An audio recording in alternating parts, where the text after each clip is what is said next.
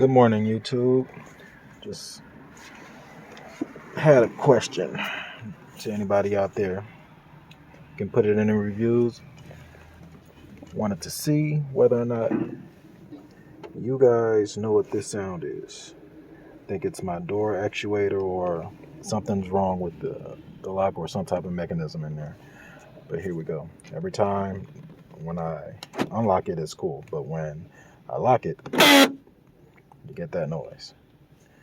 One more time. This is the Qx80.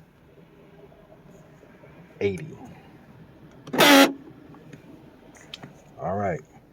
So if you heard that noise before, if you're going through the same issue, if you had any feedback on what to do or how to get it fixed, please let me know in the details below.